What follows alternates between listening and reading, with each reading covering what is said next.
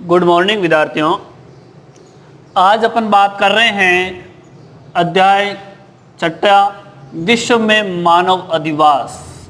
ये विद्यार्थियों यूनिट है हमारी पाठ्य पुस्तक की थर्ड यूनिट, जिसके अंतर्गत अपन को पढ़ना है मानव अधिवास, ग्रामीण अधिवास, नगरीय अधिवास, गंदी बस्तियां और उनकी समस्या और समाधान के अंतर्गत।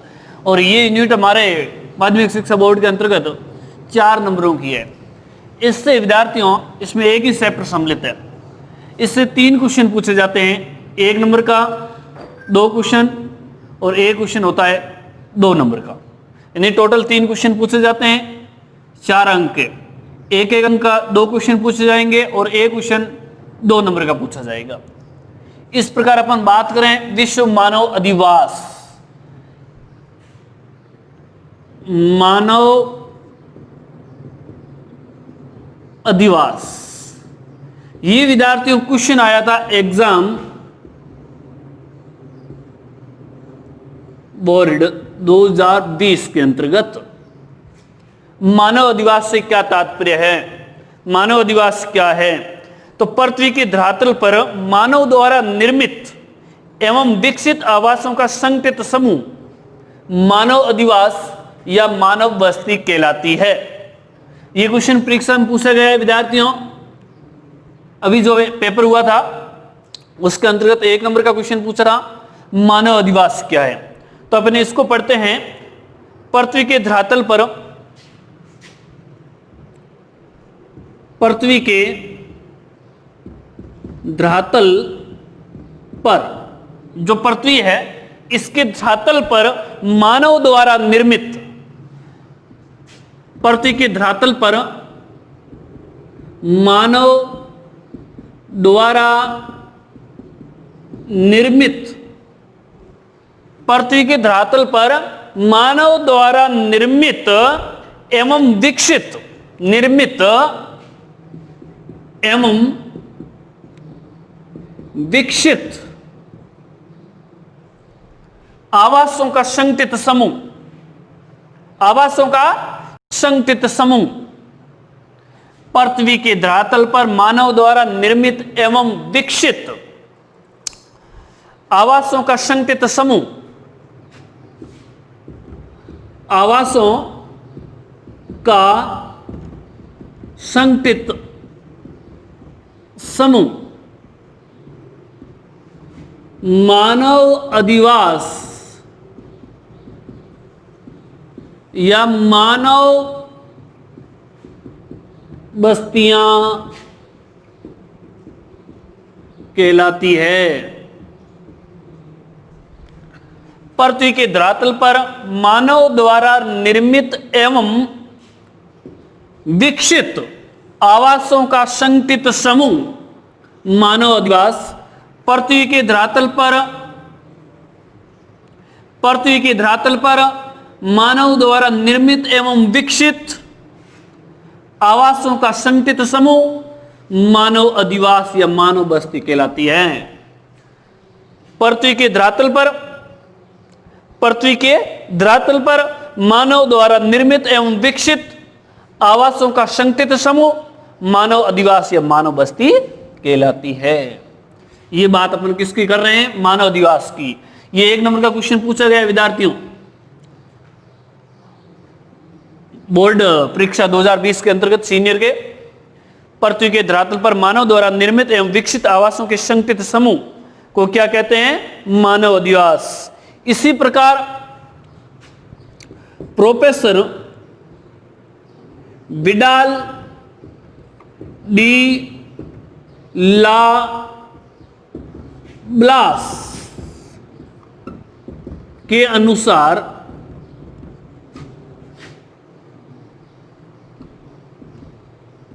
अधिवास मानव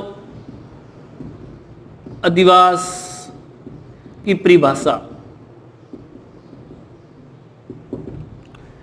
प्रोफेसर विडाल डी ला ब्लास के अनुसार, ये आपने प्रोफेसर विडाल डी ला ब्लास के अंतर्गत मानव प्रकृति विशेष क्षेत्र के अंतर्गत ही पढ़ा था। किसके संपर्क है? संभववाद के, है ना। प्रोफेसर विडाल डी लाप्लास के अनुसार मानव अधिवास की परिभाषा उन्होंने क्या लिखा है? मानव द्वारा स्व के आवास, मानव द्वारा स्व के आवास, मतलब खुद के लिए जो मानव आवास बनाता है उनकी बात हो रही है। यानी मानव द्वारा स्व के आवास एवं अपनी संपत्ति एवं अपनी संपत्ति को रखने, यानी या तो अपने खुद को रहने के लिए या अपनी संपत्ति को रखने के लिए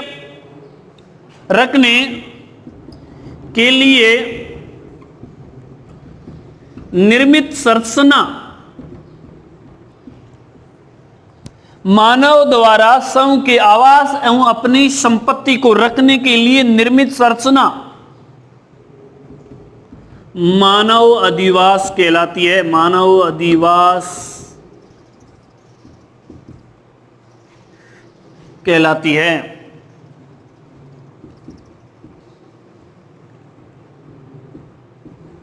यह परिभाषा किसने दी थी? प्रोफेसर विडाल डी लाप्लास के अनुसार। यानी मानव द्वारा स्व के या आवास एवं अपनी संपत्ति को रखने के लिए निर्मित संरचना मानव अधिवास कहलाती है। विद्यार्थियों विशेषकर याद रखना, मानव द्वारा स्व के आवास एवं अपनी संपत्ति को रखने के लिए निर्मित संरचना मानव अधिवास कहलाती है। मानव अधिवास आवास, मकान, घर या निवास स्थान का मूल इकाई है। आगे कुछ बात करें अपने विद्यार्थियों, मानव अधिवास यानी कि मानव अधिवास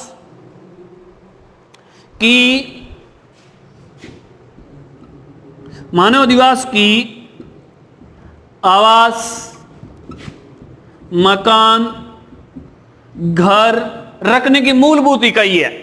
इन मानव अधिवास की मकान, आवास, घर या निवास स्थान या निवास स्थान मूलभूत इकाई है। मानव अधिवास की आवास, मकान, घर या निवास स्थान मूलभूत इकाई है। किसकी? मानव अधिवास की। मानव अधिवास की आवास, मकान, घर या निवास स्थान मूलभूत इकाई है। यह आपको विशेष याद रखना है। क्वेश्चन पूछा जा सकता है, मानव विकास, मानव अधिवास की मूलभूत इकाई क्या है? तो आपको जवाब देना है आवास, मकान, घर या निवास स्थान। तो मानव अधिवास की मूलभूत इकाई क्या है विद्यार्थियों? आवास, मकान, घर या निवास स्थान। मानव अधिवास का महत्वपूर्ण उपयोग किसके लिए किया जाता है? मानव अधिवास का महत्वपूर्ण उपयोग मानव निवास के लिए किया जाता है। यहां भी एक क्वेश्चन बनता है 1 नंबर का, मानव अधिवास का महत्वपूर्ण उपयोग किसके लिए किया जाता है? मानव निवास के लिए। किसके लिए विद्यार्थियों? मानव निवास के लिए। मानव अधिवास का महत्वपूर्ण उपयोग किसके लिए किया जाता है? मानव निवास के लिए। किसके लिए विद्यार्थियों? मानव निवास के लिए किया जाता है। मानव अधिवास मानव की सभ्यता और संस्कृति का प्रतीक माना जाता है। मानव अधिवास मानव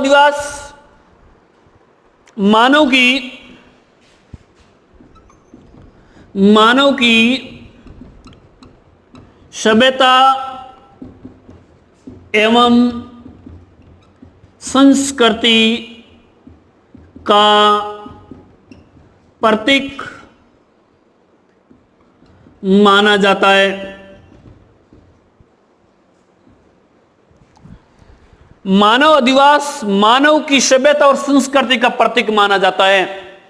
पूछा जा सकता है मानव की सभ्यता और संस्कृति का प्रतीक किससे माना जाता है? तो मानव अधिवास को।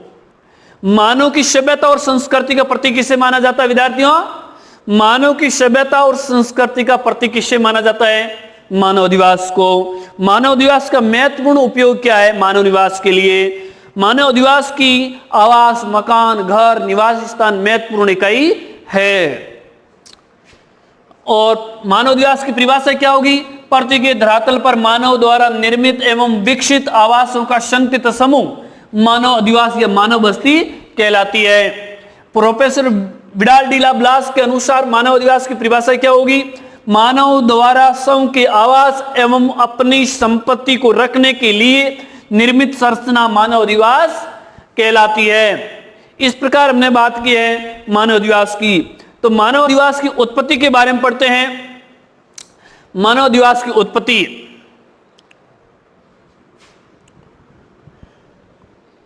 मानव अधिवास की मानव अधिवास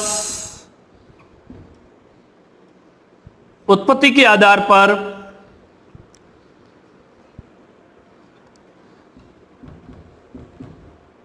उत्पत्ति या निवास के आधार पर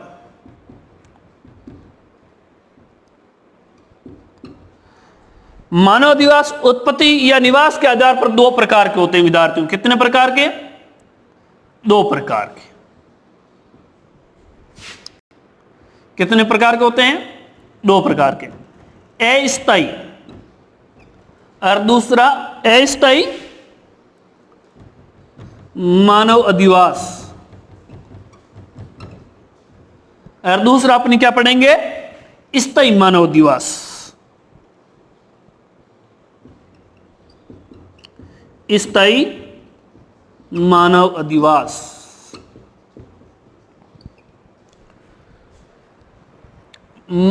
विशेष ध्यान रखना है, मानव अधिवास उत्पत्ति या निवास के आधार पर। यह पूछा जा सकता है मानव अधिवास के प्रकारों और प्राकृतिक दशाओं के आधार पर तो नगरीय और ग्रामीण होते हैं, जबकि उत्पत्ति या निवास के आधार पर कितने प्रकार के होते हैं? दो प्रकार के, अस्थायी मानव अधिवास और स्थायी मानव अधिवास। तो एक बार विद्यार्थी और ध्यान दें, परिभाषा पर महत्वपूर्ण है।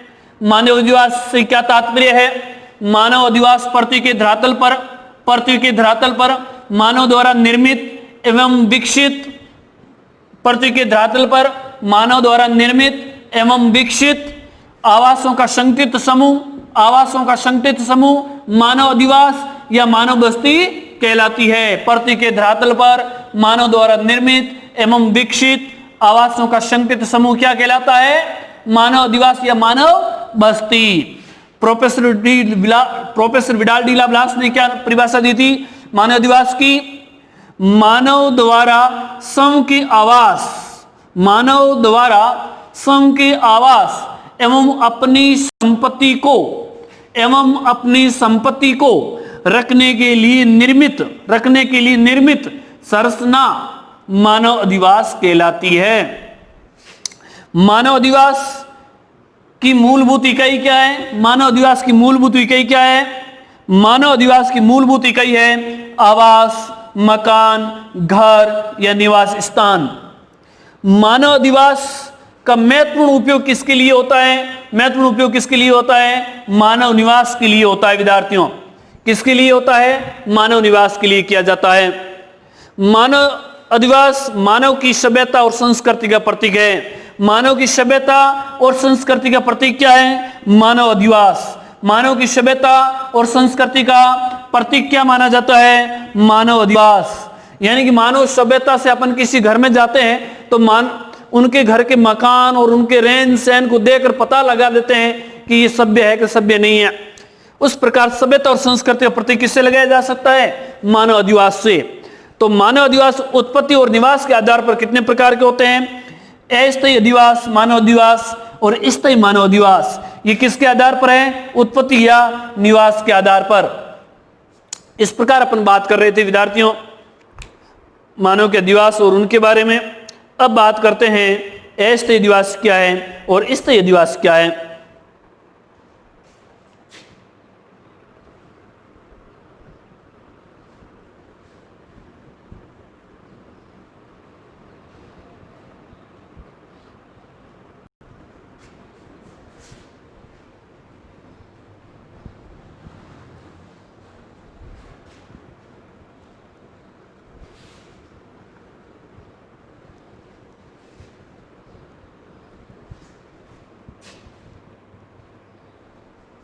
यूनिट कितने नंबर की विद्यार्थियों? 4 नंबर की। 1 + 1 + 2 बराबर 4 नंबर।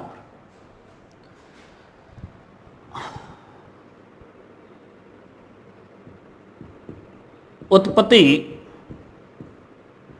या निवास के आधार पर मानव अधिवास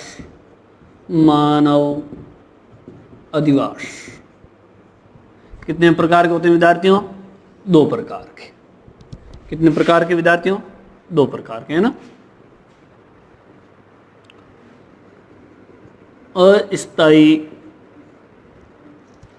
अस्थायी मानव अधिवास। अब दूसरा कौन सा हो जाएगा विद्यार्थियों?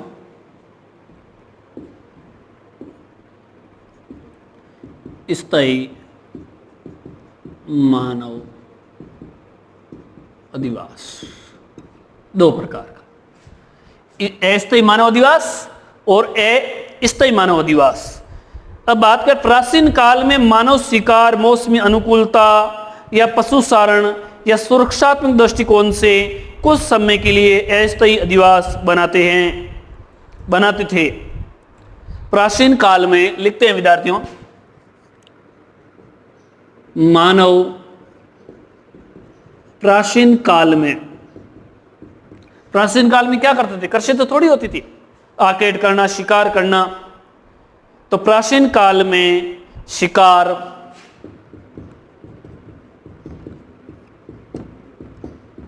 मौसम की अनुकूलता होती थी उस समय। मौसम की अनुकूलता, पशुचारण,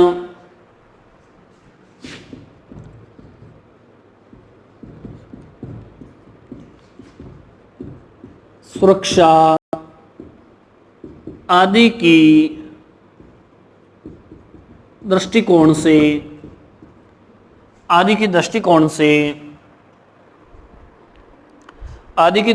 से कुछ समय के लिए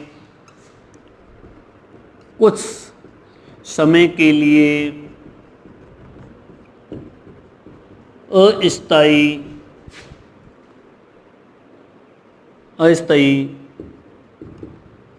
अधिवास बनाए जाते थे।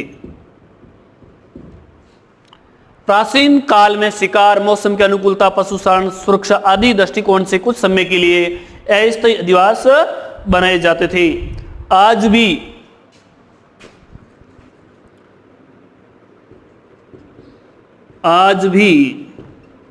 नागा एक जनजाति है, नागा जनजाति। आज भी नागा जनजाति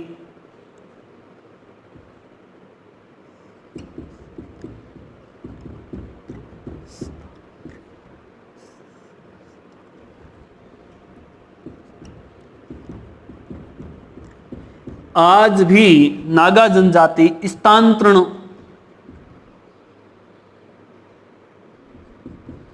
कृषि आज भी नागा जनजाति स्थानांतरण कृषि व किर्गिज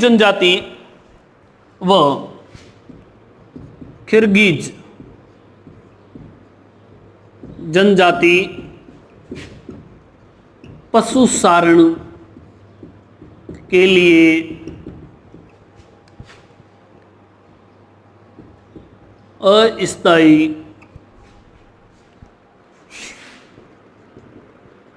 अधिवास बनाते हैं। आज भी नागा जनजाति स्थानांतरण कृषि और किर्गिज जनजाति पशुचारण के लिए अस्थायी अधिवास बनाते हैं। इस प्रकार हमने बात की अस्थायी मानव अधिवास के बारे में। अब बात करें स्थायी अधिवास के बारे में।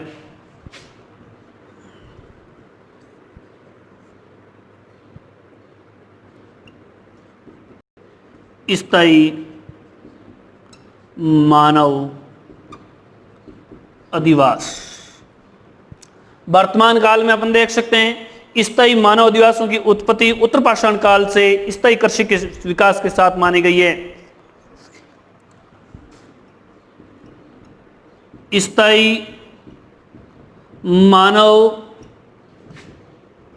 अधिवास की उत्पत्ति उत्तर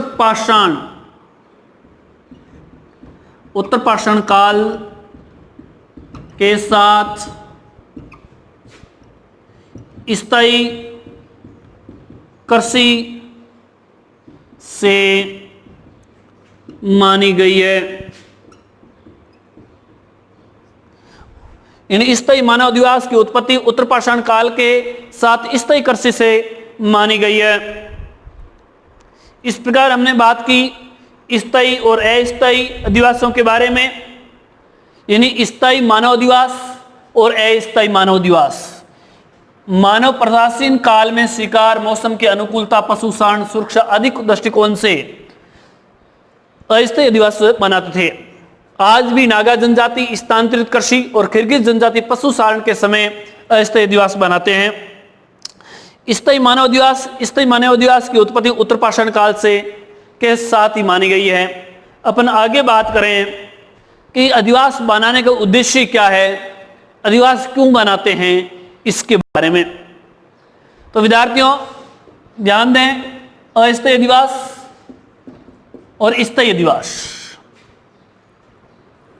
उत्पत्ति के आधार पर अधिवास कितने प्रकार के होते हैं? 2 प्रकार के, अस्थायी अधिवास और स्थायी अधिवास। मानव प्राचीन काल से शिकार, मौसम की अनुकूलता, पशुचारण, सुरक्षा आदि दृष्टिकोण से कुछ समय के लिए अस्थायी अधिवास बनाते थे। आज भी नागा जनजाति और स्थानांतरित कृषि करने के लिए, किर्गिज जनजाति पशुचारण के लिए अस्थायी अधिवास बनाती है। और स्थायी मानव अधिवास यानी स्थायी मानव अधिवास की उत्पत्ति उत्तर पाषाण काल के समय स्थायी कृषि के साथ ही प्रारंभ हो गई थी। अब अपन पढ़ते हैं मानव अधिवास के उद्देश्य।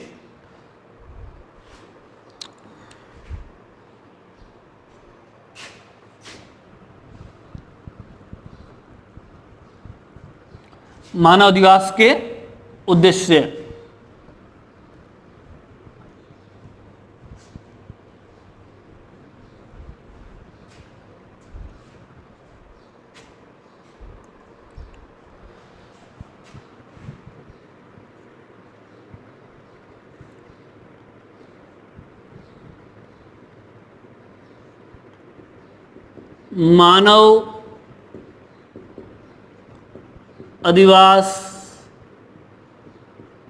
मानव अधिवास बनाने के उद्देश्य क्या है? मानव अधिवास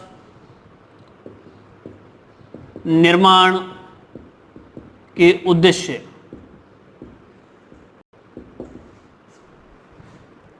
मानव अधिवास निर्माण के उद्देश्य क्या है, इसके अंतर्गत अपन बात करें तो पहले तो सुरक्षा की दृष्टि से क्यों बनाते हैं, वह आराम से सुरक्षापूर्ण रह सके। और दूसरी बात कर सकते हैं निवास के लिए किसके लिए बनाते हैं? निवास के लिए बनाते हैं, सुरक्षा के लिए, निवास के लिए और कठोर जलवायु से मुक्ति के लिए, कह सकते हैं अपन भौतिक वातावरण की कठोरता को कम करने के लिए, भौतिक वातावरण की कठोरता को कम करने के लिए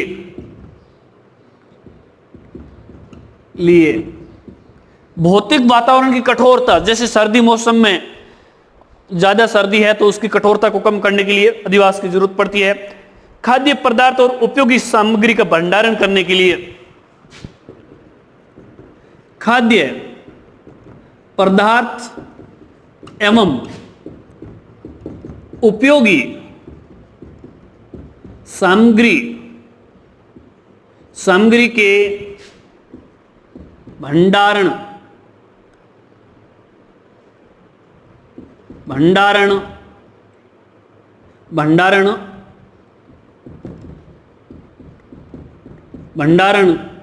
के लिए, इन खाद्य पदार्थ एवं उपयोगी सामग्री के भंडारण के लिए भी करते हैं। और अपन बात करें धार्मिक, सांस्कृतिक और शैक्षणिक कार्यों के लिए भी, यानी कि सामाजिक, धार्मिक, सांस्कृतिक एवं शैक्षणिक कार्यों के लिए किसका निर्माण करते हैं? अधिवास का। अपन बात करें आगे, यानी कि ये लोग पारिवारिक एवं विलासता पूर्व जीवन जीने के लिए, इस प्रकार हमने बात की मानव अधिवास निर्माण के उद्देश्य, यानी मानव अधिवास के निर्माण का उद्देश्य क्या है, मानव अधिवास का निर्माण क्यों करता है, उसके पीछे उसका टारगेट क्या मकसद है, तो उद्देश्य क्या है, तो वो घर के अंदर सुरक्षित रह सकता है, जंगली जानवरों से बचाव किया जा सकता है, निवास के लिए आराम से रह सके, भौतिक वातावरण की कठोरता को कम करने के लिए, सर्दी ऋतु, गर्मी ऋतु, वर्षा ऋतु उसकी कठोरता है उसको कम करने के लिए खाद्य पदार्थ और उपयोगी सामग्री को भंडारण कर सके, सामाजिक आयोजन करवा सके, धार्मिक आयोजन करवा सकते, सांस्कृतिक आयोजन कोई भी हो, शैक्षणिक कार्यों के लिए भी अधिवास की आवश्यकता होती है, और परिवार विलासतापूर्वक जीवन जी सके, इसके लिए भी ये लोग मानव अधिवास का निर्माण करते हैं। अब बात करते हैं मानव अधिवास का स्थायित्व की निर्भरता।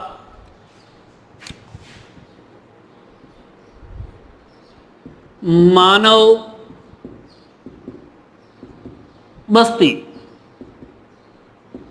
ये मानव अधिवास भी लिख सकते हैं, मानव अधिवास के स्थायित्व, ये अपन कह सकते हैं, मतलब मानव अधिवास निर्माण करते हैं तो उसके किन बातों को ध्यान रखा जाता है निर्माण करते वक्त? स्थायित्व की निर्भरता,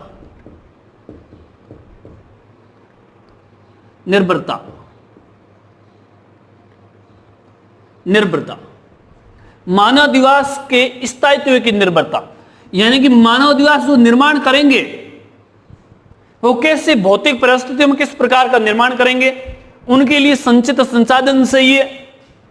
एक नंबर बात करें संचित संसाधन, वहां संसाधन होगा तो वो क्या निर्माण कर लेंगे? अधिवास का निर्माण कर लेंगे। आगे बात करें भावी उन्नति की संभावना हो, यानी भावी उन्नति की संभावना, यदि उनको लगे कि यहां रहने से अपने परिवार की और संभावना हो सकती है उन्नति होने की, तो वो वहां पर वो रह करके अपने घर का निर्माण करते हैं, अधिवासियों का निर्माण करते हैं। और बात भी बाहरी क्षेत्रों से संबंध, अपन कह सकते हैं बाहरी विश्व से संपर्क में, सभी क्षेत्रों से संपर्क में रहे, ऐसी जगह अपने मानव अधिवास का निर्माण करते हैं, और उनको लगे कि यहां रहने से राजनीतिक धार्मिक दृष्टि से सुरक्षा रहेंगी, सुरक्षा उस क्षेत्र में निर्माण करते हैं अधिवास का। और बात करें अपन धार्मिक और सांस्कृतिक कारक भी है, धार्मिक एवं सांस्कृतिक कारक भी मानव अधिवास के स्थायित्व को निर्भर करते हैं। स्थायित्व है, यानी कि मानव अधिवास के स्थायित्व किस पर निर्भर करता है? वहां संचित संसाधन है तो अधिवास आराम से बना लेंगे, और उनको लगता है कि यहां रहने से भावी उन्नति हो सकती है, परिवार में बाहरी विश्व से संपर्क भी स्थापित किया जा सकता है, वहां रहने से किसी जगह सुरक्षा है और धार्मिक सांस्कृतिक कोई खतरा नहीं है, तो वहां पर मानव अधिवास की स्थापना होती है। इस प्रकार हमने बात की मानव अधिवास के उद्देश्य, मानव अधिवास के स्थायित्व, मानव अधिवास की उत्पत्ति और मानव अधिवास के अस्थायी और स्थायी अधिवास के बारे में, मानव अधिवास क्या है उसके बारे में आगे अपन पढ़ेंगे। मानव अधिवास की उत्पत्ति के कार्यात्मक आधार पर नगरीय अधिवास, ग्रामीण अधिवास, उनके प्रतिरूप, उनके बारे में विस्तार से पढ़ेंगे अगले वीडियो में। थैंक यू विद्यार्थियों।